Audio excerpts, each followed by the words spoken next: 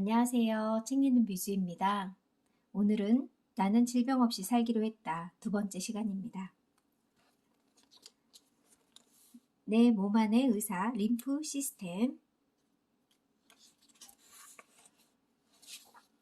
림프 시스템은 몸 안의 쓰레기 청소부. 질병을 예방하고 건강을 회복하기 위해서 알아야 할 가장 중요한 점은 림프 시스템을 이해하는 것이다. 인체 방어 메커니즘의 핵심이라고 할 수 있다.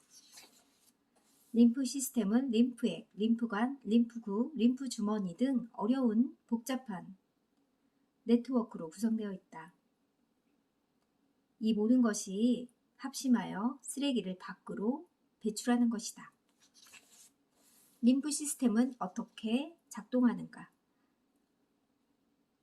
상업 자본주의 의학업계는 편도선을 자연의 이치로 본 것이 아니라 돈이 되는 호구로 본 것이다. 그들은 편도선이 그곳을 왜 이치해 있는지 관심이 없었다. 그들은 자연위생학에서 주장하는 인간의 몸은 진화의 결정판이고 스스로 치유하는 능력을 가졌다는 사실에 전혀 귀를 기울이지 않았다. 아주 오래전, 그러니까 1988년 런던 여행했을 때 우연히 어느 지방을 방문하다가 그 지역 신문을 읽고 소스라치게 놀랐던 기억이 있다. 그 신문에 떡하니 들어앉은 편도선 수술 할인 세일이라는 광고 때문이었다. 광고 내용은 이러했다. 저희 병원은 지난 부활절에 무려 128명의 편도선을 성공적으로 제거했으며 이러한 성공은 기아의 아이들에게도 축복으로 주어질 것입니다. 솔직히 고백하지만 나의 편도선도 3살 무렵에 사라졌다. 그 당시의 편도선은 신께서 실수로 목구멍에 넣은 실패작 정도의 웃음거리로 여겼다. 편도선이 부어서 커지면 음식을 삼키는 것이 불편해진다. 그것은 우리의 몸이 다음과 같은 신호를 보내는 것이다. 내가 바이러스와 잡균을 모아서 청소하고 있는데 바빠서 그래. 음식이 자꾸 들어오면 내가 일을 못하잖아. 자연위생하게 몸의 기본 원리를 깨우친 사람은 편도선이 우리에게 보내는 메시지를 알아듣고 적절한 조치를 취할 것이다. 우리는 그동안 목 안쪽에 위대한 청소부라는 악마라는 이름을 뿌리채 뽑아버리고 그 기념으로 아이들에게 커다란 아이스크림을 한 사발 선물하는 엄청난 범죄 행위를 자행해버렸다는 사실이다. 저희 큰아이도 이 수술을 했는데 정말 저도 범죄 행위를 했다는 생각이 드네요. 진실로 가는 길.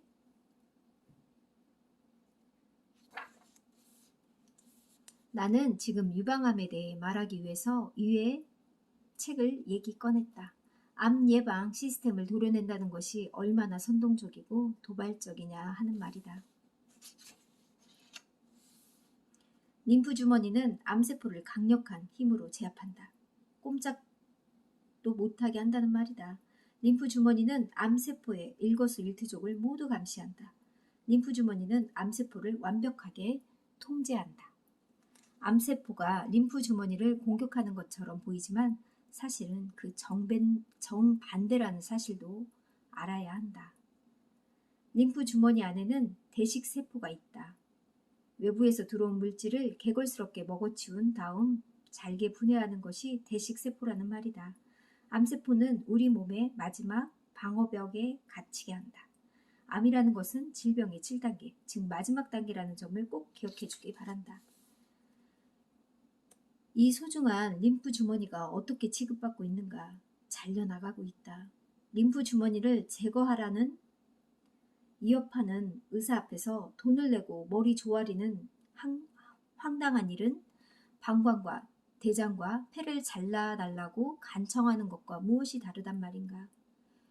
유방암을 치료하고 어느 날 갑자기 나타난 림프 제거술, 그건 한때 의학계의 정설로 여겨지던 사혈법과 무엇이 다르단 말인가? 당신은 담배가 건강에 문제가 전혀 없다고 하얀 의사 가운을 입고 TV에 선전하던 1950년대를 기억하는가? 편도 수술도 폐기 처분되었고 포경 수술과 사요법도 모두 폐기 처분되었다.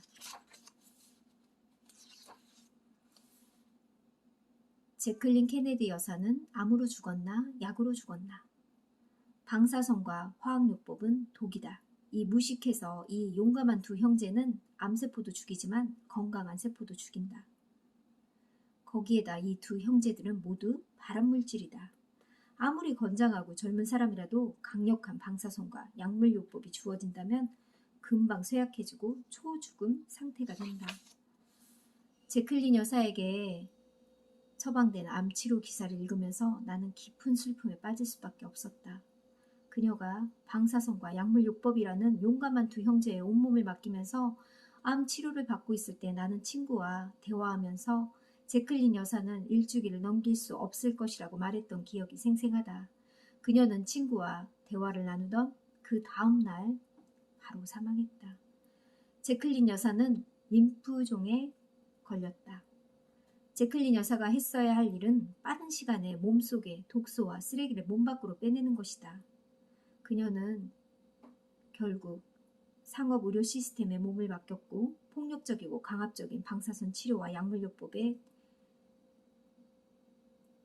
미국의 퍼스트 레이디의 한 여자를 그렇게 생을 마감하게 했다. 뉴욕타임즈는 다음과 같은 기사를 썼다. 처음에는 치료에 반응을 보였으나 암이 그녀의 뇌와 전신에 퍼졌다. 암 수술 전문가 의사들이 종양학자들은 화학요법으로 치료받기를 거부한다는 것이다. 만일 본인이 가족들이 암 선고를 받을 때 화학요법을 쓰겠냐는 질문에 의사들의 75%가 아니오라고 했다는 것을 당신 알고 있는가? 나는 아직도 똑똑히 기억한다. 내 아버지가 57세에 된 해에 그 생생한 장면 말이다. 아버지는 그의 암 진단을 받았다. 암 진단보다 힘들었던 것은 방사선 치료와 화학요법을 견뎌낸 후의 후유증이었다. 나는 18살로 너무 어렵고 무엇을 해야 할지 몰랐다. 유방절제는 미친 짓이다. 되풀이하지만 유방암과 전립선암은 다른 병이 아니다. 전립선암은 남자의 몸에서 발견되는 거고 유방암은 주로 여성의 몸에서 발생한다는 점이 다르다. 같은 모습이 다른 위치에 발생할 뿐이라는 말이다. 지나가는 여성을 붙들고 가장 두려워하는 병이 무엇이냐고 물어보면 10명 중에 10명이 주저하지 않고 유방암이라고 대답한다. 유방암이라는 유령. 방사선 수술은 피부를 태워 구멍을 낼 수 있고 어떤 질병보다 그 치료법이 극심하게 고통스럽다. 암을 선고받는 것은 정신적 고통도 수반된다. 여자에게 유방암 선고는 더 고통스럽다. 뼈를 깎는 고통스러운 치료와 함께 가슴까지 제거해야 한다는 시련을 주기 때문이다. 몸이 회복되고 난 후에도 심리적으로 감성적인 상처의 흔적이 커다랗게 남는다. 여자로서의 자존감마저 제거되기 때문이다. 수술을 받고 나면 남편이 나를 외면할 것이라는 두려움을 호소해 온다고 합니다. 여성들이. 인생을 바꾼 한 통의 전화.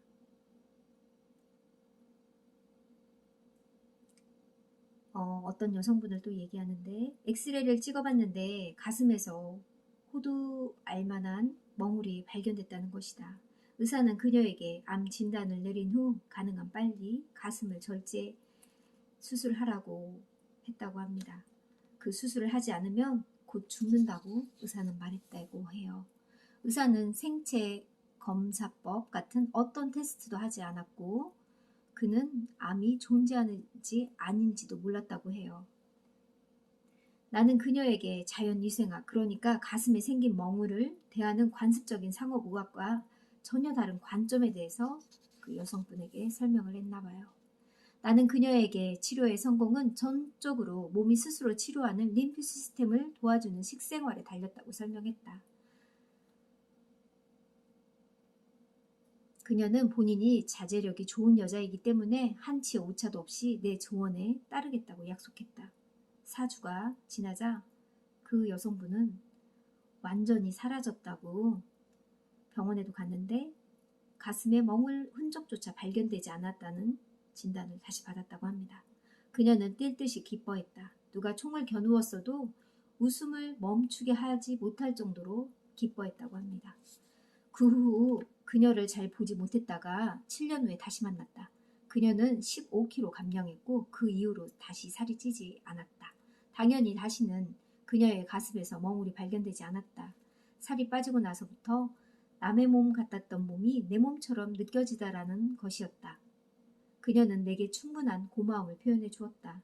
나 또한 내가 한 일에 대한 뿌듯함과 그 뿌듯함을 느끼게 해준 그녀에게 감사했다. 돈을 벌기 위해서가 아니라 사람을 살리기 위해 선택한 나의 직업에 대해서 무한 감사했다. 참 다행이네요. 방사선 수술과 화학요법이 유일한 치료법이라는 통념에 사로잡힌 의사들에 의해 얼마나 많은 여성들이 삶이 갈래갈래 찢겨야 이 전쟁이 끝날 수 있을까. 그 이후 나는 유방암에 대해 할 수 있는 모든 연구를 했고 모을 수 있는 모든 자료를 모아 분석했다. 그 결과물을 당신이 지금 읽고 있는 것이다. 지식을 뿌리치고 원리를 찾아라. 의사들이 일주일에 한 번 이상 목욕을 하는 것은 해가 되므로 금지던 때가 있었고 열이 있는 환자에게 위험함으로 물을 주지 말아라 하는 시절도 있었고 신선한 음식은 환자에게 해로우니 요리된 음식만 먹어야 한다고 주장하는 때가 있었고 바나나는 강한 식품이므로 반드시 의사의 처방을 받아야 한다는 그런 주장할 때도 있었다고 합니다. 이에 언급된 확실히 증명된 의술들은 모두 의료 역사의 폐차장에 던져졌다. 오늘날 여성을 상대로 멍울을 제거하려는 야만적인 의술은 쓰레기통에 던져져야 할 필요가 있다. 의학계는 아직도 암이 발생하는 원인 규명조차 하지 못하고 있다. 나는 내가 원하지 않아서 의사가 되지 않았다. 나는 사후 처방보다 사전 예방에 대한 공부에 관심이 있었다. 내가 전통의학을 공부하지 않았다고 해서 의학 공부를 하지 않았다는 것은 아니다. 나는 내가 원하는 모든 것을 마음껏 공부했으며 그 결과물이 나를 정당화시켰다. 조기검진의 함정. 당신은 매일같이 쏟아지는 뉴스를 통해서 유방암과 싸워 이길 수 있는 유일한 방법은 조기진단이라고 들어왔을 것이다. 그러나 조기진단은 유방암뿐만 아니라 어떤 암과 싸움에서도 이길 수 없다.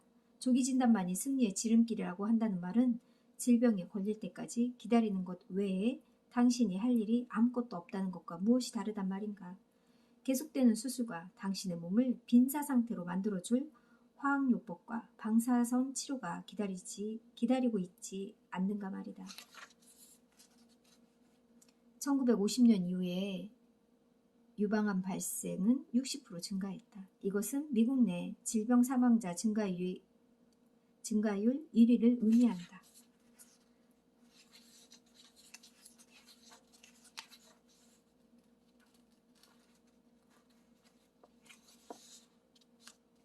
유방 촬영술은 희망이 아니다. 유방 촬영술을 통해 조기 검진을 하는 것이 좋은가 나쁜가를 가지고 계속해서 논쟁하는 것은 의료 비즈니스를 키워주는 셈이 된다.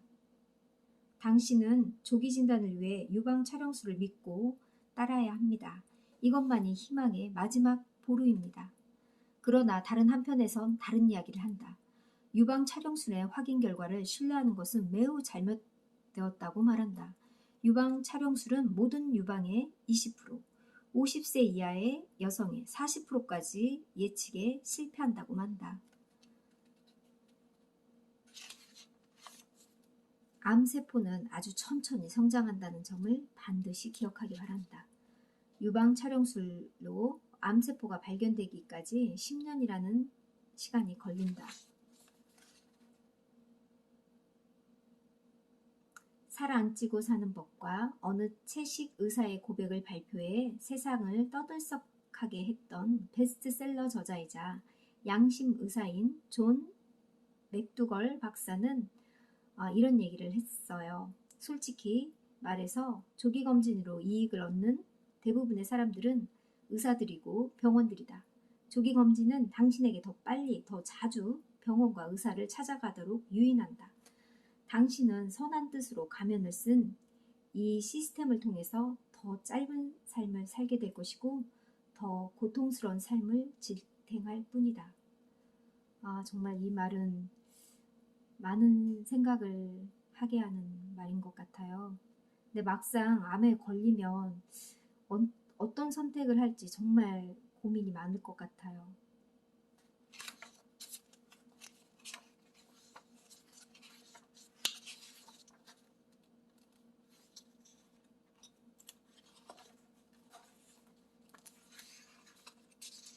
각종 면역계 질환들, 림프 시스템이 고통받을 때 나타나는 5가지 일반적인 증상은 무엇인지 아시는가? 바로 통증, 피로, 수면장애, 식욕부진, 고열이다.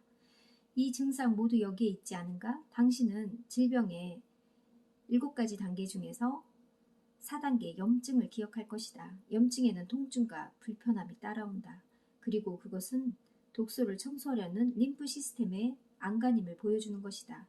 도와달라고 당신에게 간청하는 몸짓이다. 항염제는 골다공증 및 복부, 궤양과 같은 부작용을 초래하는 것이 일반적이다. 당신이 독소를 청소하고 그곳에 에너지를 채우는 작업을 해서 혈압을 낮추더라도 갑자기 혈압약은 끊지 않길 바란다. 약물은 점차적으로 줄여야 하며 혈압도 정기적으로 체크하길 부탁드린다. 심장병. 심장병의 첫 번째 원인은 동맥경화증이다. 혈관 내벽이 두꺼워져서 딱딱해지고 혈관이 탄력성을 잃게 되어 발생한다. 혈관에 지방과 콜레스테롤이 쌓여 피의 흐름이 원활하지 못해서 발생한다. 소화불량. 소화관은 15m 정도의 길이다. 우리의 입에서 시작해서 음식물 쓰레기가 바깥 세상으로 나가는 곳, 바로 항문에서 끝난다. 그 중에 어느 곳이 깨끗하지 않으면, 그러니까 청소되지 못한 쓰레기가 쌓여서 썩으면 그곳에 염증이 생긴다. 대장염. 첫 번째 증상은 강한 통증인데 염증이 확산되면서 다양한 증상으로 과민 증상, 혈변, 식욕부진, 구역질, 그것이다. 항생제는 통증에다 마스크를 씌우는 행위이다. 원인이 제거되지 않고 증상에 마스크만 씌움으로써 질병은 계속되고 마침내 세포가 미쳐버리는 결과를 맞이한다는 사실이다. 대장염은 암으로 발전할 확률이 평균보다 훨씬 높은데 이 질병이 10년 이상 지속되면 그 확률은 획기적으로 높아진다. 크론병. 소화기 계통의 일부분에 염증이 생긴 질병으로 묘사되는 것이 일반적이다. 크론병의 증상은 통증, 피로감, 발열, 설사 등이다. 처방은 항생제 투여다. 맹장염. 과거에 편도선과 맹장을 쓸모없는 신체의 일부분으로 잘라 없애야 한다고 주장했다. 맹장염은 제거되지 못한 독성 물질과 바이러스 감염이 원인으로 알려져 있다. 오른쪽 아랫배의 통증, 식욕부진, 구역질, 변비, 설사, 발열 등이 일반적인 의학에서는 항생제를 처방하고 장기 휴식을 권고한다. 한 양심적인 의사는 이렇게 말했다. 맹장염은 진단도 하기 전에 수술이 시행되던 때도 있었다고. 음식요법만으로도 충분히 맹장염을 예방할 수 있고 약화시킬 수 있다. 이 시대의 가장 치명적인 첫 번째 살인자는 바로 심혈관계 질환이다. 림프 시스템에 알맞은 처방을 내리는 길뿐 이 두 번째 살인자는 바로 암이다. 미국에서는 매년 200만 명 이상의 사람들이 병원에 가서 약 처방을 받지만 무려 10만 명이 죽음을 맞이한다. 몸을 살린다는 약 처방을 받고 10만 명이 매년 죽는다는 말이다. 그러나 우리를 더욱더 놀라게 하는 것은 매년 그 상황이 더욱더 악화되어 있다는 사실이다. 무엇 때문일까? 인간을 더욱더 안전하게 보호하는 데 총력을 쏟아야 할 미식품의약국이 오히려 매년 기록적인 속도로 신약을 승인해주기 위험한 일을 하기 때문이다. 그러니까 신약 승인을 너무 좀 빠르게 하나 봐요. 미 태역 군인청 건강본부의 케네스카 카이저 박사는 다음과 같은 이 문제의 심각성을 제기했다. 너무도 많은 신약들이 시장에서 나오고 있습니다. 그러나 그 약품들에 관한 정보를 확인하는 것은 거의 불가능합니다. 이들을 규제하는 정부 기관조차 이 약품들의 부작용과 독성을 거의 예상할 수 없다고 밝히고 있다. 뉴욕타임즈도 문제의 진실을 밝히는 것은 불가능한 데다가 아무도 병원과 의사들에서 그것을 밝혀달라는 요청을 하지 않기 때문이다라고 한탄한 바가 있다. 의사의 처방에 의해 약사가 약물을 조제해주는 비용이 1992년 약 20억 달러였다가 1998년 약 30억 달러, 2005년도에는 약 40억 달러가 치솟고 있다. 10만 명 이상이 매년 목숨을 잃고 있다. 오직 확실한 것은 신약의 승인이 엄청난 속도로 증가하고 있다는 소식뿐이다. 어느 의사는 이렇게 말했다. 독소를 제거하기만 하면 성민병 같은 만성질환으로 인한 사망률을 혁신적으로 낮출 수 있다는 사실은 의심할 여지가 없다. 독성 물질은 인체의 흐름을 차단시키고 마비시킨다. 세포의 에너지 순환을 조절하는 효소를 독성화시키고 면역력과 노안 방지 호르몬을 차단시키며 우리 몸의 모든 순환 기능을 약화시킨다. 내 인생의 첫 25년, 나중 25년을 비교하는 것은 첫 25년은 통증과 비만, 무기력, 극심한 복통을 앓았고 두통도 자주 찾아왔으며 감기와 무기력증 그리고 90kg가 넘는 비만으로 고통의 나날을 보내고 있었다. 이 모든 현상들은 음식에 대해 멈출 수 없는 탐욕이었다. 나는 진정한 음식을 먹는 진실된 즐거움을 알게 된 것이다. 진정한 음식과 진실된 즐거움, 당연히 팔팔한 건강이 무엇인지도 깨닫게 되었다. 건강에는 음식이 전부다. 가벼운 감기에서 암까지 모든 질병의 수많은 원인들은 서로 연관되어 있다.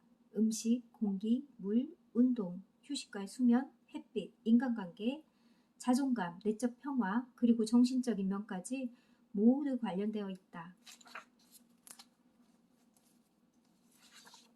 채식은 어떻게 몸을 살리나? 채식이 몸에 가장 좋은 방법이라는 것은 내 경험상 의심할 여지가 없다. 채식을 강요하는 것은 종교를 강요하는 것처럼 옳은 일은 아니다. 매일 단백질을 많이 섭취해야 한다는 고정관념, 고기가 가장 좋은 단백질이라는 고정관념, 우유를 통해서 칼슘을 섭취해야 한다는 고정관념, 골다공증에 우유가 좋다는 고정관념 등이 그것이다. 포화지방과 심장병은 무슨 관계인가? 심장병은 동물성 지방과 포화지방의 섭취가 불러오는 불필요한 질병으로 아주 천천히 온몸을 장악한다. 약 50% 정도의 미국인은 결국 심장병으로 죽는다. 프람 여사의 편지 한 장. 엠 프람은 46세 가정주부이자 두 자녀의 어머니다. 그녀는 어느 날 어깨뼈 쪽에 극심한 통증을 느끼기 시작해서 엑스레이를 찍어보니 유착성 난염이라는 진단을 받았다. 그리고 통증이 계속되어서 좀 더 정확한 진단을 받기 위해 CT 촬영을 받게 되었다. 유방암이 상당히 진행되었다고 의사가 말했다. 머리, 어깨, 갈비뼈, 골반, 척추 등에서 종양들이 발견되었다. 의사는 종양들은 암이 될 수 있다고 암은 전이 된다고 말했다. 종양이 숨어있는 가슴 한쪽을 마침내 통째로 절제했다. 다음 해에는 각종 화학요법과 방사능 시술을 받았다. 머리카락이 모두 빠졌고 수술로 인해 폐렴이 생겼으며 머리부터 발끝까지 가렵고 붉은 반점이 온몸을 뒤덮였다. 골수 이식이 마지막 희망이라고 말했다. 의사는 나는 골수 이식 수술이 얼마나 고통스럽고 참혹한 것인지 말하지 않겠다. 몇 달이 지났다. 그녀는 결국 골수 이식 수술을 받았다. 수술 후에 백혈구 수치를 검사해보니 골수에 아직도 많은 암세포가 존재했다고 의심할 여지도 없이 화학요법이 다시 시작되었고 그녀는 초죽음 상태가 되었다. 그녀는 결국 집으로 돌아와 죽음을 기다릴 수밖에 없었다. 그녀는 누구보다 자신을 사랑했고 가족을 사랑했으며 가족을 떠날 준비가 되지 않았다. 그녀의 마지막 선택은 음식으로 고쳐보자는 것이었다.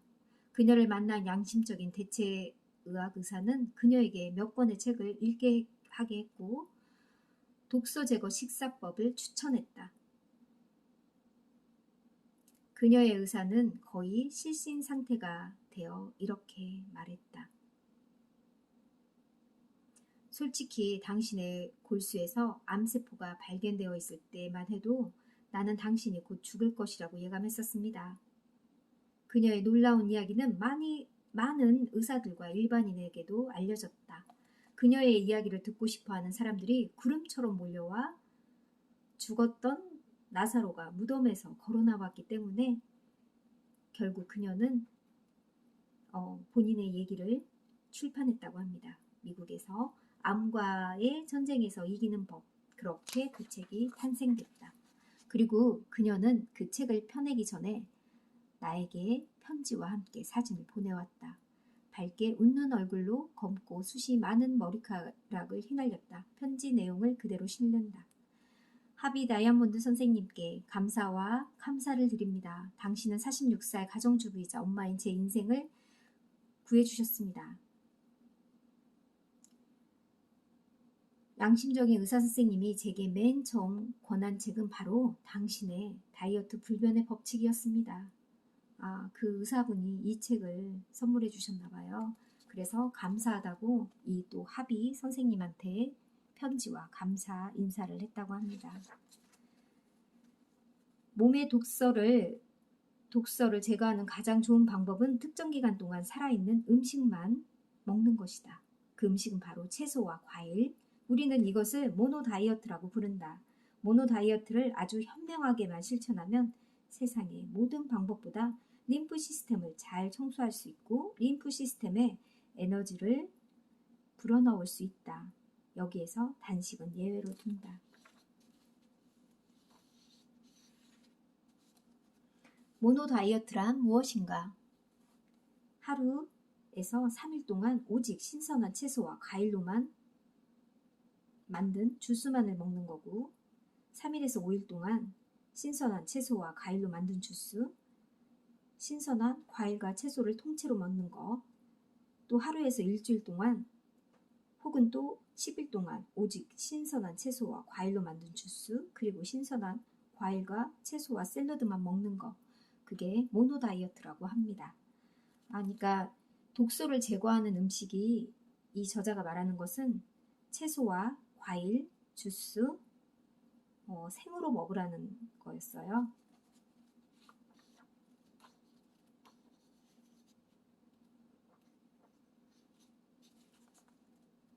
당신이 진정으로 날씬한 몸에 맑은 피부 그리고 질병 없는 삶을 원한다면 가장 먼저 해야 할 일은 아침을 가볍게 먹는 일이다.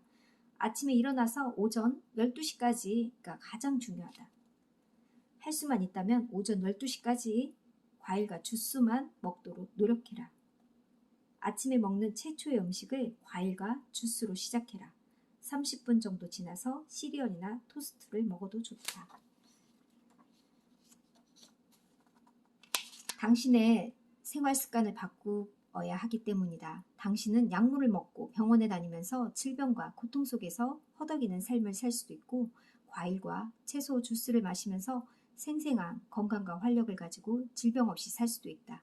선택은 당신에게 달려있다. 당신 질병으로부터 진정으로 자유롭고 싶다면 모든 노력을 기울여 생활 습관을 바꾸어야 한다. 누군가 당신에게 질병을 예방하기 위해서 조기검진이 필요하다는 말을 한다면 절대 휘둘리지 말기를 부탁한다. 당신은 반드시 병원과 의사의 포로가 될 것이다. 질병은 더 악화될 것이다. 자연치유와 채식의 힘을 믿는 나는 20년 넘게 약을 먹어본 적도 없고 당연히 병원 치료를 받아본 적도 없다. 나는 내가 아바타가 되어 채식을 실천한 후에 80kg에서 63kg 체중을 줄였고 그 후로 지금까지 다시는 살이 찌지 않았다. 방금 이 말은 이 책을 번역하신 분도 이분의 책을 번역하고 채식을 하게 되고 이분처럼 하게 됐나 봐요. 그래서 이분은 80kg에서 63kg로 체중을 줄였고 몸이 건강해졌다고 합니다. 이처럼 외로운 내게 하비 박사의 책을 번역하는 일은 마치 무인도에서 10년을 혼자 살고 있는데 꽃선녀가 12명이 쌀밥에 고깃국을 머리에 이고 낙하선을 타고 내려오는 느낌이라고나 할까? 번역을 하면서 사무실에서 나와 밤하늘의 별을 보는 일은 내게 벅찬 감정이었다.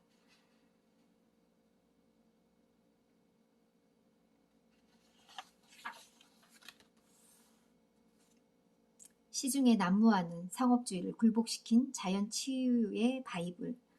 정말 이 책은 정말 모든 사람들이 읽었으면 좋겠다는 생각이 들었고, 독성이 되는 음식을 되도록 많이 절제하고 삼가해야겠다는 생각이 들었습니다.